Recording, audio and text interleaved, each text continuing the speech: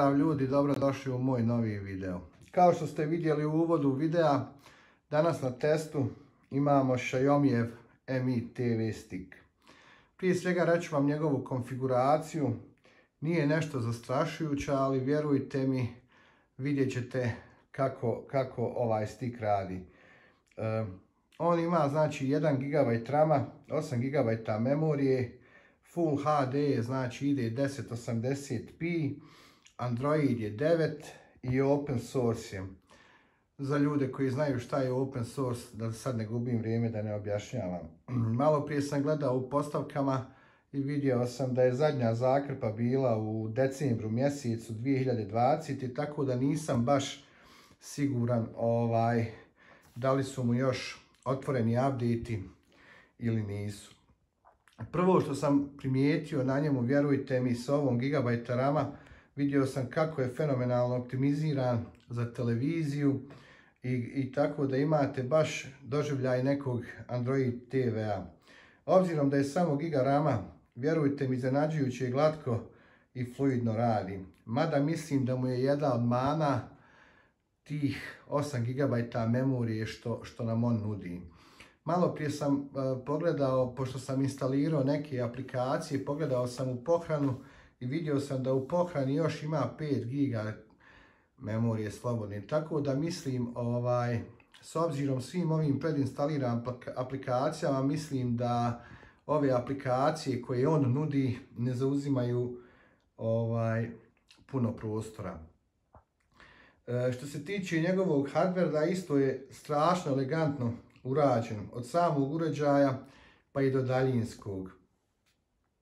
I ako ste vidjeli u uvodu videa, ima i nastavak znači za HDMI ulaz u slučaju ako taj stick ne može direktno da stane u vaš televizor, imate znači adapter nastavak u koji možete stick ubaciti i direktno staviti u televizor. Pošto je tako lijepo optimiziran, vjerujte mi, kao da koristite Android TV, u njega već dolaze instalirane u hardveru i Google Chromecast, tako da možete povezivati vaše uređaje preko mreže, znači na njega bez ikakvih problema, a isto tako na daljinskom možete na daljinskom imati tipku za Google Assistant. Evo sad ćemo i da isprobamo da vidimo kako radi. Open YouTube.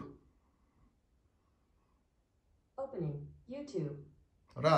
Radi stvarno, vjerujte mi, sa gigabajtom rama ja jednostavno sam ostao iznenađen. Instalirao sam i TV Mate, instalirao sam IPTV i vjerujte mi, pardon, da sam se prosto iznenadio kako radi na gigi rama, ne znam kako su ovo uradili, možda zato što je malo slabiji Android, kako su ovo napravili sve, jednostavno nije mi jasno, jednostavno radi ko sat, evo pogledajte, bez ikakvih problema. Sad ću vam pokazati njegov market.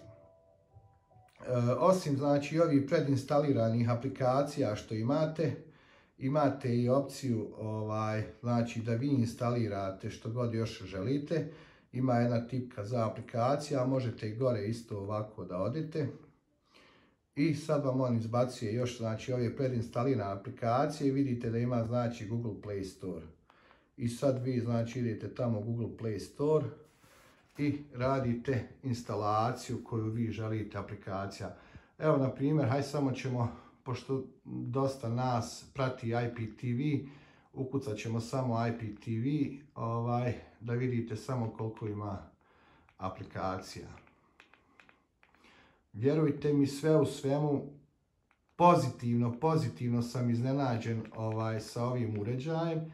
Samo kažem, jedinu možda manu što sam mu ja našao, šta da kažem za uređaj koji ovako lijepo radi, mislim da je trebao imati više memorije, ali opet s druge strane mislim da aplikacije ove su strašno dobro optimizirane za njega, tako da nema nikakvih problema što se tiče možete instalirati dosta aplikacija, a isto tako možete znači provjeriti i u postavkama, sad ću vam pokazati.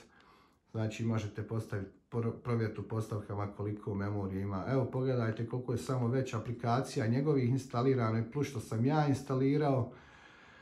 I opet ima 5 GB dostupne memorije. Pogledajte. Chromecast, Google Assistant, ovo je, šta ćete vidjeti, Android 9, evo zadnja sigurnosna zakrpa i verzija jezgre, znači iz decembra mjeseca 2020. Ne znam hoće li biti još update-a na njemu, nadam se da će biti, ali da nema update-a, vjerujte mi ovo što ovaj Xiaomi Stick nudi, vjerujte mi da je perfektno. Prva stvar što mi je zapala za oko što je jednostavno paket, znači identičan je kao Amazonov Fire TV, ali eto Kinezi su to, oni će uraditi sve da bi prodali što bolje svoj uređaj. Eto, nadam se da vam se svidjela ova recenzija. Vjerujte mi, ako imate priliku da uzmete ovaj stick, uzmite ga, pogotovo ako nemate smart televizor. Vjerujte mi da za nekih 50 eura, 40 do 50 eura možete dobiti Android TV koji će vam raditi bez ikakvih problema. Eto, nadam se da vam se svidio ovaj video. Ako vam se svidio video, ostavite jedan like, puknite subscribe. Puno nam znači vaša podrška i voli vas vaš geek. Do sljedećeg puta. Pozdrav!